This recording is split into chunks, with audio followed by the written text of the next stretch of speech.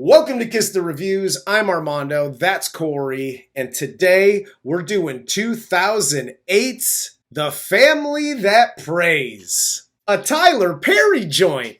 Let's go on a road trip together, y'all. I got this idea. I want us to drive across country. So before we get started, if you want to follow me or Corey on Twitter, you could follow me at Junior D's. You could follow Corey at Corey_idol. And if you want to follow the show, you could follow the show on Twitter, TikTok, and Instagram at Kiss the Reviews. And let's get into the cast of Tyler Perry's The Family That Prays with an E. See what he did there? Oh, shit. So this film stars Alfre Woodard as Alice Pratt, Sanaa Lathan as Andrea, Rockmond Dunbar as Chris, Kathy Bates as Charlotte, Cole Hauser as William, Tyler Perry as Ben, Robin Givens as Abby, and Taraji P. Henson as Pam. I love that somebody paid us an inordinate amount of money just to hear you pronounce that name again. I won't say it. I'm not saying it. And listen, I forget who off the top of my head. I normally will write it down, and I forget who paid us this amount of money for this particular review to hear me say Sanaa, but I believe that I got that correct this time. So Yeah, this it was our friend CYBOG. Yes, Or as normal people would call it, probably Sybil. Yeah. So this is probably the fourth movie of hers, third or fourth that we've done. So I think I got it right. So I'm sure I'll hear it in the comments if I didn't. You were right. So let's jump into it and see what all the fuss is about, shall we? So this movie opens on the day of Andrea's wedding. And everyone is preparing at Charlotte's house, and Charlotte's rich old white Southern lady. She's holding the wedding there at her house because her son, William, apparently got, eloped with his wife. So she couldn't have a proper wedding for my no good doing son of mine or whatever. So she throws the wedding at her house. Yeah, she's they set her up to almost be like a Paula Deen at the beginning. That's where they want you to kind of direct. Because as she's walking along, she stops and looks at the gardening of the white gardener. And then she goes along and she stops at the black gardener and says, you need to do this to that. And then she stops at the black maid and says, you need to do this to this. And it's like, oh, okay, here we go. One of these bitches. I get it. They really do a good job of setting her up to almost be like, oh, you're one of these whites who's we all know who it is. I don't need to give you an example. You're one of these whites who thinks I should be invited to the barbecue. You're wearing blackface to Halloween parties and shit. Exactly. You show up holding a boombox I got my ghetto blaster. Let's go. And it's just Jesus Christ. Stop. Yeah, there was a few parts of this movie where I thought it was going to go that route and it didn't, and I was like, "Oh, okay, good." I was kind of glad that it didn't go that route, but yeah, her point of reference for black people, you would think, would be 80s sitcom stereotypes. Yeah, and it's not. So yeah, no, it's not. That was nice, and I'm glad they didn't do Kathy Bates like that because Kathy Bates, I'm pretty sure, is the down person on the planet. Well, we also here get William, Charlotte's son, offers to help out Chris, Andrea's husband, or her new husband, on their wedding day. Okay. I like Cole Hauser as an actor. Okay. Mm-hmm. And I really, really hope that Cole Hauser is a great dude when you meet him in person, because he has this keen ability to play the creepiest pieces of shit in every movie he's in, and he nails it every time. He has perfected the lingering stare of a creep better than almost anyone on the planet. Absolutely. And I'm just going to throw this out there just for shits and gigs. Corey's life lessons. Hi, lingering starers, Uncle Corey. Stop, because you're identifying yourself as a creep. Stop telling on yourself, bud. Just make it like a conscious thing. Like, shake hands, smile, like Zuckerberg has to do, right? When he meets new people. Yes. And like humor and interaction. Release hand, look away. We cut to 4 years later. Ben and Chris are at the construction site. They're discussing starting their own construction business. Alice helps out a homeless dude named Nick, who helps her with like stocks or whatever and going through the newspaper. And this really isn't explained until the end, but I had a couple of questions here. So at the wedding, right, William is talking to Chris, and Chris is like, yeah, we're trying to get this, this construction project and yada, yada. And William's like, well, I'll help. And I got contacts and blah, blah, blah. Like, it seems as though Chris like runs the construction department or, but then it cuts to like 4 years later. And it's like, no, this motherfucker breaking bricks. You were correct. But yeah, dude, like he's literally like, he's a laborer. He is asking like Warren Buffett for a job in the cafeteria at like one of the fucking subsidiaries he owns. Yeah. Like, this is a bad look. Yep. For anybody even looking, like, it's cool if you want to make that contact, and it's dope that you have a wife that has that kind of in, but also don't be asking CEOs for fucking blue collar jobs, bro. Exactly. They don't want to look at you. You, as a blue collar worker, make them feel bad about all the money they have. They don't to feel bad. No, they don't. They don't feel bad. They do. They do, but then they go like pollute a lake, fuck their secretary. You know what I mean? Like, well, they don't. That's how you deal with it. Trust me. Here, he also gives Andrea a job, like right out of college. And we see her, she comes home and she's, bougie, dressed in her nice clothes. And she goes to her mom's like little diner to pick up her kid, who her sister Pam has been babysitting. And Pam and Andrea fight over payment for Pam babysitting. And while they fight, Andrea writes a check for $5,000 to help her mom keep her business afloat. And this whole thing between the sisters is a thing throughout the whole movie. And yeah, because Andrea's a fucking bitch. We then cut back to William, who talks to his wife about this $500 million contract he just landed. So his mother's going to have to respect him, and she'll have to turn the company over to him. And but she doesn't, because as we find out throughout this movie, she doesn't really like her son.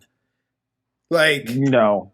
And I think that's an important lesson here, really, for all of these kinds of folks. Corey's life lessons. Hi, Nepo babies. Uncle Corey here. If you're, let's say, I don't know, 30 to 40 fucking years old, and you're like, my mom's gonna be proud of me now because I made the big deal. She's not. She's never gonna be. yes. Never. You know why? Because you're 30 to 40 years old still looking for your mommy's approval. The fuck out of here with this shit. Absolutely. Hey, come on. By the way, to those people, forge your own path. Like, do your own thing. Yeah, be like a regular white American who's seeking the approval of their parents and run for president of the United States. Yeah, I was going to say, just get $1 billion loan from your fucking parents and then start your own company. The small loan. Yeah, pull yourself up by your bootstraps. Hell yes. At home, Chris asks Andrea to hook him up with William to help him get his construction business started that, he's been talking to Ben about. And Andrea isn't having any of Chris's bullshit here. She was like, you're always talking about the next thing and the da-da-da, and I'm the... Like, it's so funny because at the beginning of this, Chris asks Ben, am I doing the right thing? Am I doing the right thing? Here's a quick PSA. No music, no nothing. Simple, guys. If you're asking that question, don't do it. Yes! Yes! Well, here's the thing. I think Chris is really into being a cuckold. That's fair. Like, and I think his profile read like cuckold Chris looking for a good time, and Andrea just went, "Yep, that's exactly what I'm looking for." Right. Let's just say this: if we were in a jail situation, Chris would be holding my pocket. And nobody should be holding my pocket in jail. I'm the tiniest guy in there. Yeah, no, that's a definite no-go. But I'd be like, I could talk him into it in a second. It then cuts to Charlotte, who shows off her new car to Alice, and she asks her to go on like this trip with her, to which Alice says no. Then she takes her to choir practice, and after choir, Charlotte asks a couple of leading questions about if she's been a good friend, and basically like, is she gonna go to hell because she has enough presence of mind, and this is what I don't think like uber rich people have, is that little thing in their head that goes, shit, I've fucked over a lot of people in my life. Did I do enough good things to outweigh the bullshit that I've put people through? And she does this here. And I was there for anytime a rich person has this like, I don't know, attack of conscience or something along those lines, I'm there for it. Like, I like that. I'm kind of not. I'm more of the no regrets kind of guy. Simply from the standpoint where she's like, oh, was I a good person? What if I said no? What in the world could you possibly do to make up for what you have already, like, you can't unfuck the people you've already fucked over. Yeah. So it changes the fact that you have remorse. Oh, I'm not a Catholic God. I'm the angry God. Fuck you and your remorse. You only have remorse now because your ass is about to die. Oh yeah, 100%. That's it. I like that they have the turmoil and it eats them up. That makes my soul like warm and fuzzy. That's nice. I like that. So we also here get Charlotte, who hires Abby to help the company, take the company global. William finds out that his mother hires Abby as the COO, which is the job that he wanted. And then they argue for a minute about why he was passed over for the position. And Charlotte's like, bitch, I'm the unsinkable Molly Brown. Like, do as you're told and get the fuck out of my face, is basically how she treats him here. Yeah, he's getting really close to being told that, like, she's his number one fan. He's about to get hobbled like a motherfucker. Oh, yeah. Picking up. And from here on out, dude, he is so rude to Abby. Like, because they go to a board meeting next, and he's got to explain, like, why he made the deal that he made and how they're going to get the money, et cetera, et cetera. And he and Abby get into, like, this super bad argument. And he doesn't say anything racist with his mouth. But his eyes are saying some hateful shit. And your point is? I think it was more misogynistic than racist. It's all of it. It's all the it's. He's all of them. If I guarantee you, if she brought up her fucking religion, it would have been that too. He hates this person. We then cut to Ben and Chris meeting at the bank and getting turned down for a loan for their, new construction business. And while Chris is there, he goes to take out $40 out of his like checking account or whatever. And he finds out that his wife has an account in both of their names with over $280K in it. Man, can I tell you something? Be my guest. Real quick. Here's a hot tip if you would like to know. Am I broke? If you go into the bank, inside of the bank to take out $40, your ass is broke as fuck. This was 2008. This motherfucker's writing a check to himself for a withdrawal. Dude, he's going to 7-Eleven, paying for fucking gum and a Snickers bar with a check. He is broke. Listen, I ain't hating on this dude because I've done it too in the past. And yes, I have paid rent with money orders before. So get the fuck off me. But that's how he's paying. That's how he's paying the mortgage with a goddamn money order. But here's my question here. They treat this like he tells Ben and he's like, don't tell anybody. And then Ben tells Pam and then Pam immediately calls her sister like, why the fuck you got 300 grand in the bank? Like everybody treats it as this secret account. Secret time? Chris's name is on the account. The teller says you have 2 accounts under your name. This one that's just you and this one with yours and your wife's name on it. Now, yes, you're not receiving the mail and looking at, well, there's a weird account. Let's see what's going on here. You're not obviously not doing that. But the minute I find out my wife has a secret account with 300 grand in it and my name's on it too, I immediately go, I'd like to go ahead and close that account just in cash. Just give that to me. Or a check or something. A bank check. That's what I'm doing here. He gets like all like Scooby-Doo with it, like, I gotta find out what's going on with the money. Take the money out. It's yours. It's under your name. You were right. And I have to disagree with you on one point here. He does not Scooby-Doo this because Scooby-Doo investigates. He goes home and goes, hey, honey, what's up with all this fucking money we got? That's like, hey, spooky castle owner, what's up with all these ghosts you keep dressing up as? Come on, man. Like, dude, his character, I have bagged before on some of the horribly written female characters and just how blatantly dumb they are and the damsel in distress and all this stuff. Like, Andrea actually deserves a medal because she married a dude with a mental disability and didn't care. Yo, and by the way, this is the dumbest human being I have ever seen in my life. Yeah,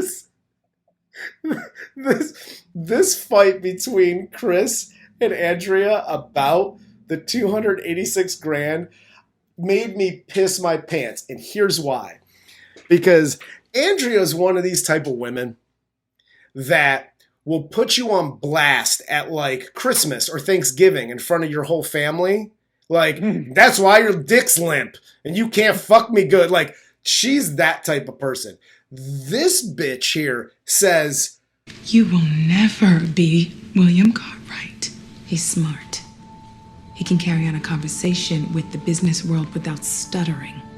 She now is ripping on him. You talk about him being a cuck, right?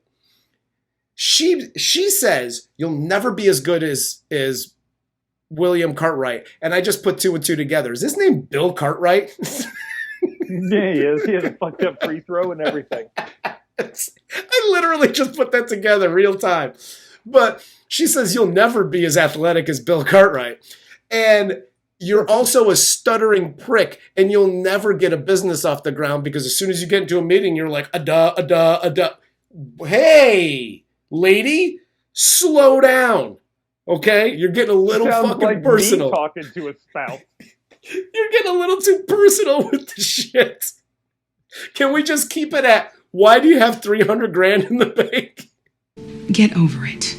Because I hated his character so much, I enjoyed this so thoroughly. This was one of my favorite parts of the movie. Was when she's like, you ain't ever going to get a business loan because every time you get around someone with money, you start stuttering. I was like, oh, shit. Tell him he's stupid because he doesn't know. Yeah. Nobody's ever told him he's stupid. They just pat him on the head and like, go break bricks, little Johnny. It's okay. Go have fun. But then Chris then goes to see Andrea at work to apologize for this fight, right? He runs into Abby, William, and Andrea, and Chris then gets William to give him 15 minutes to discuss his business idea. More like 15 seconds. because he's in his office literally 20 seconds max, and that's walking in and walking out. Like, okay. And I gotta do this. Don't do that, it's not good for you. Hi, I don't know, rich CEO, COO, blah, blah, blah. Cool, you're big swinging ding-a-ling, you got a lot of money, you're banging the finance manager, whatever Andrea is in this movie, right? Cool. It's not cool. You're cheating on your wife, she's cheating on her husband, and you guys are banging. Her husband then comes in, doesn't get all the clues in the lobby that they're banging, still doesn't understand what's going on, and then he asks you to be an investor in his new company. If you don't want to do it, that's fine too. But as they turn to leave, don't give him the, your wife's doing a great job, and the wink. That's a dick move. Don't do that.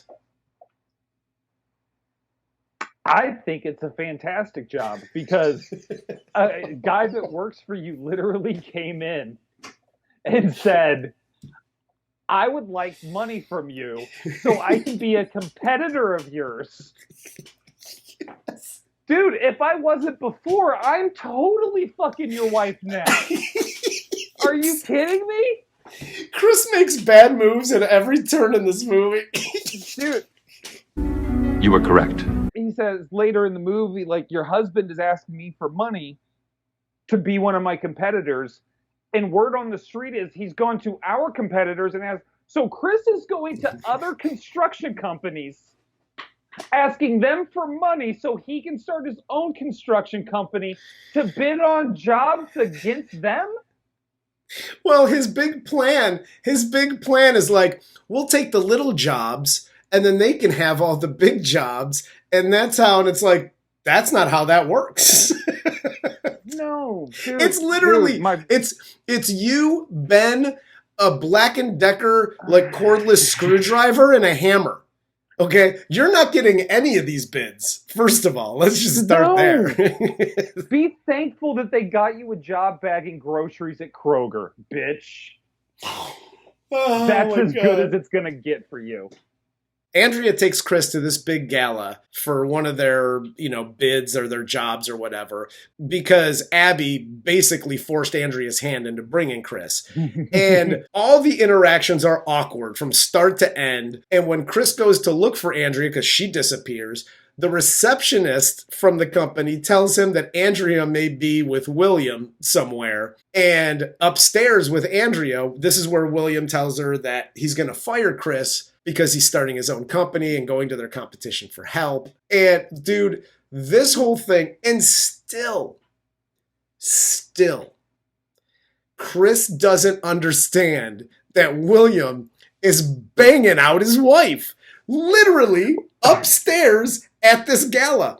He's got the receptionist who's now told him twice, like, dude, literally, she's sitting, she's like, hey, Chris, because she's had a few drinks, too, because Abby makes her go home, because she's like, bitch, you've had too much to drink. You got to go home. She's literally like, I don't know, where is your wife? And Chris is like, cool story. You look drunk. I'm going to go over here now. And then he even sees William's wife, and he was like, hey, have you seen my wife? And she's like, yeah, he's banging her, and she's banging my husband. He was like, oh, okay. Still doesn't understand what's going on. He does not gather any of this information and do anything with it. Excuse me, Mrs. Cartwright. Have you seen my wife? She's with my husband.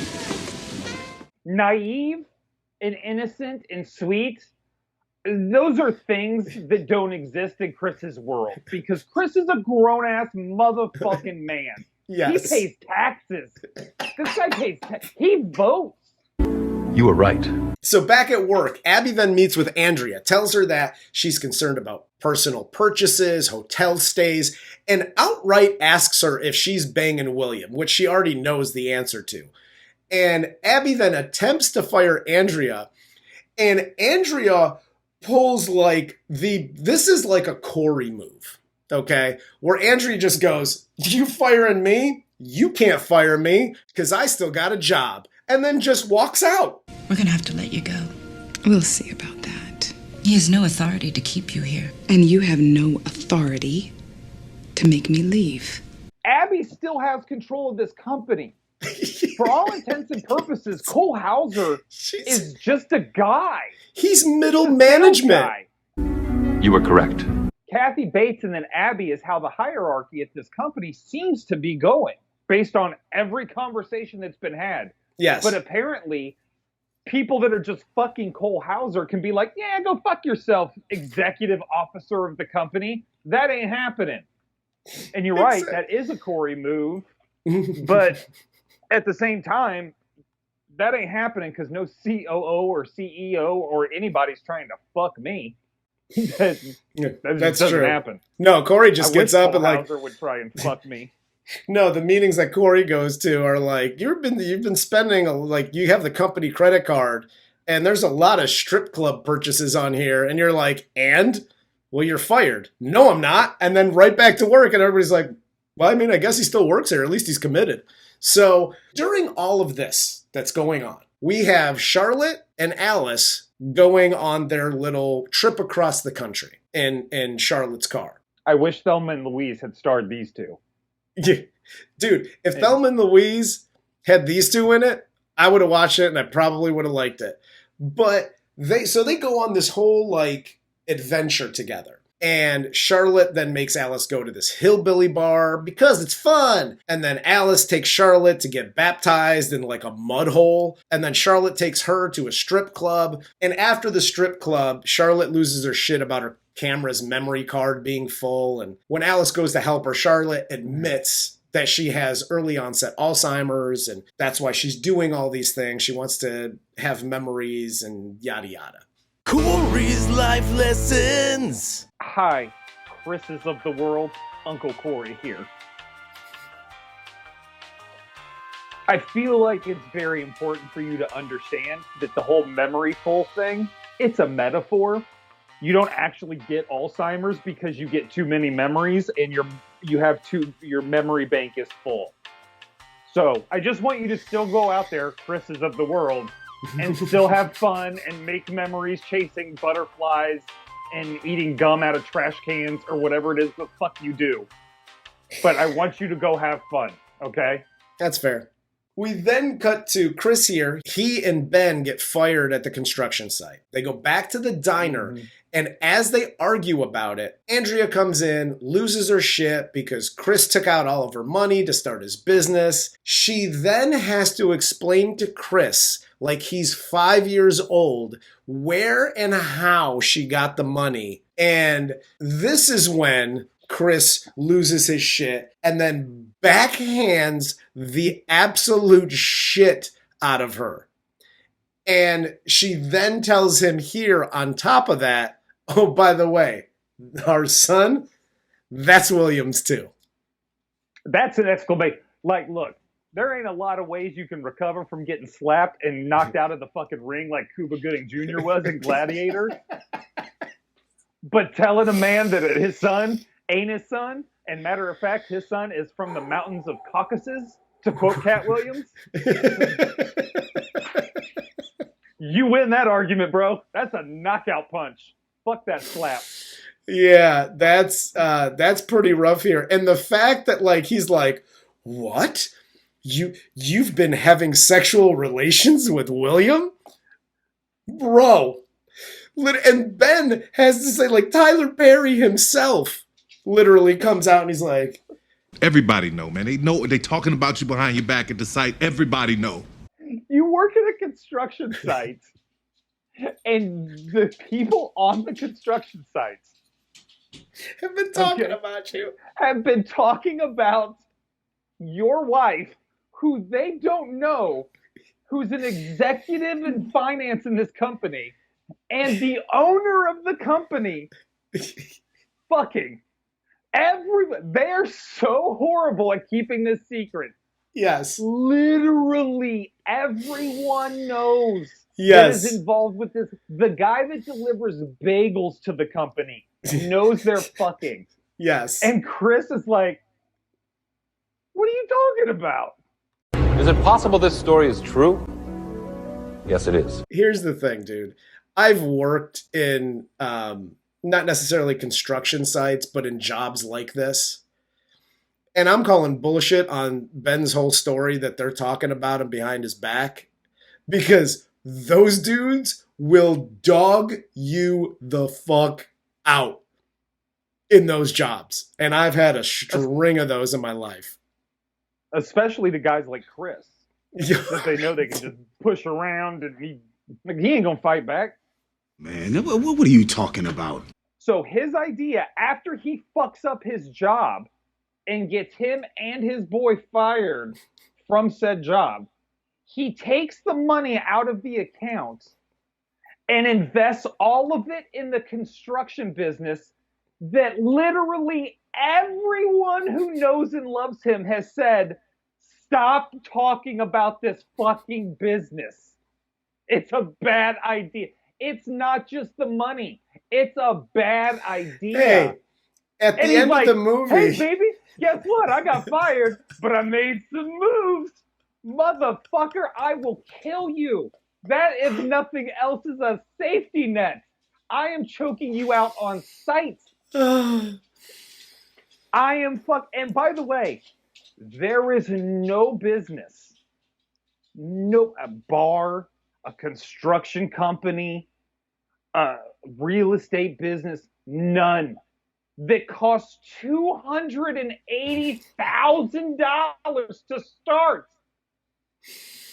What the? Did you open it up at fucking Trump Plaza? You fucking jerk off? Well, they gotta buy the equipment. Oh my God. He's like, he went and bought offices in William Cartwright's building. Start with opening a bodega, selling like candy bars and shit, and like Monster energy drinks. Start there. Make some money doing that, and then, grow from there. William then gets to the office where his mother has crashed his board meeting where they're going to vote her out of the company or whatever because she lost her shares. And then she brings in the managing members of the cavalry company. The managing members are Alice and Nick, the homeless guy from earlier. And they vote to keep Charlotte, and then she fires William, and she keeps Abby as the COO. And we find out here, like, Alice has only been pretending to be a poor the whole time, but she's like a millionaire. And because they concocted this deal years ago, I guess, I don't know. And yeah, and they did her and Charlotte did a whole like backroom dealing. And I was like, you go, Alice. Yeah, good job. You could go straight to hell, Alice, because I don't know if you realize this or not, but your daughter and Pam and Ben, are struggling like a motherfucker. The only time they have conversations is when Taraji's making mac and cheese out of a fucking box. Like, can we help them out, you rich fucking miser-ass bitch? No, what are you trying to do? Take it with you? Shh, you gotta keep it a secret. Yeah, by the way, and all the women in this family got a real problem with secret bank accounts, by the way. It's just fucking insane. Right? And listen, by the way, when Pam finds out, she's like, Mom, you've been rich this whole time? Listen, I've seen Pam throughout this movie. I've seen her fight with her sister. I've seen her call the homeless guy Nick gross and like get mad at him and have an attitude with him. Mm-hmm. And when she finds out, I just don't picture her going, Mom, are you rich? I picture her going, you motherfucker. I told you 3 months ago we could barely pay the fucking mortgage on the house.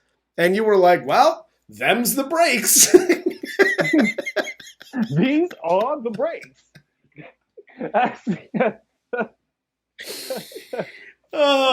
Dude, this was fucking insane. It's like, you see your daughters arguing over $300 in babysitting fees.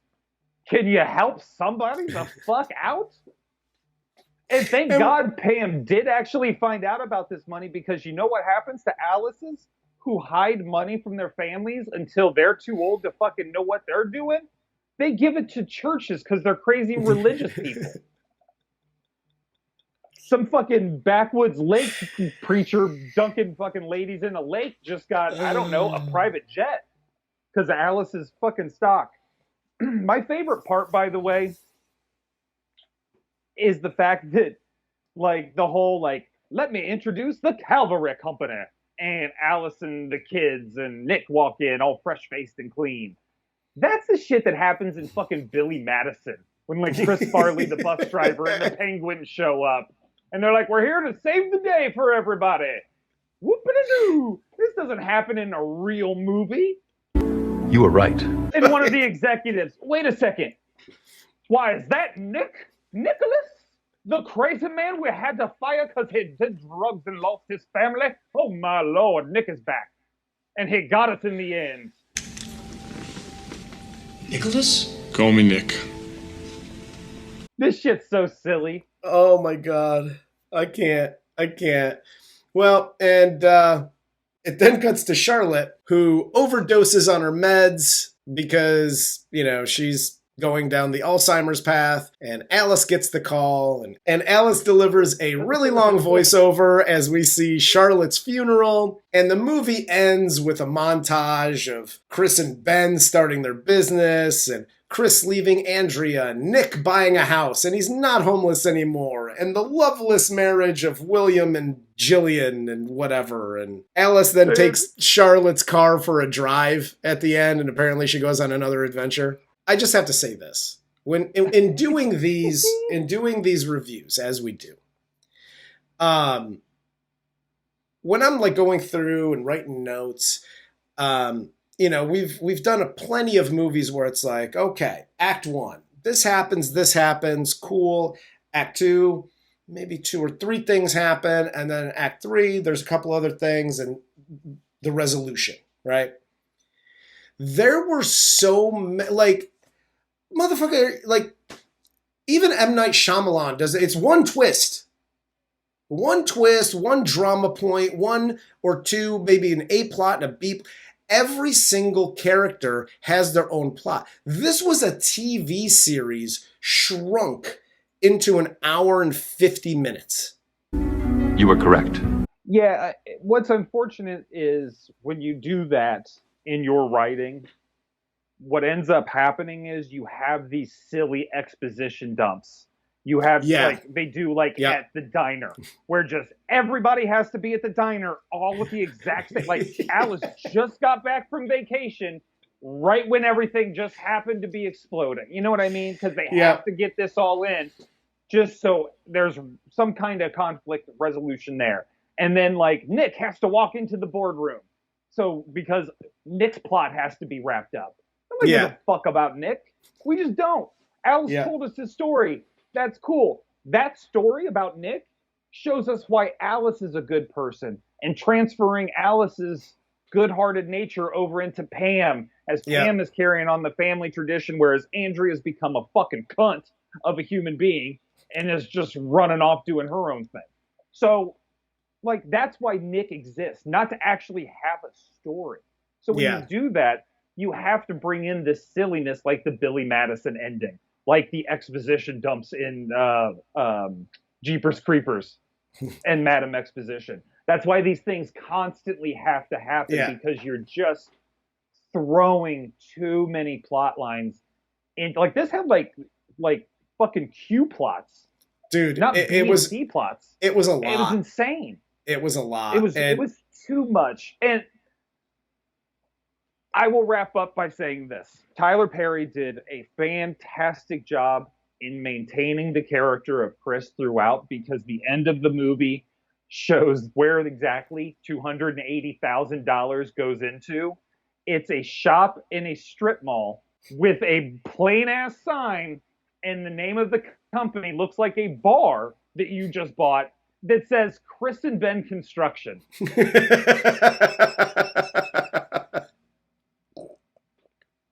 That tracks. For Corey, I'm Armando. This was Kiss the Reviews.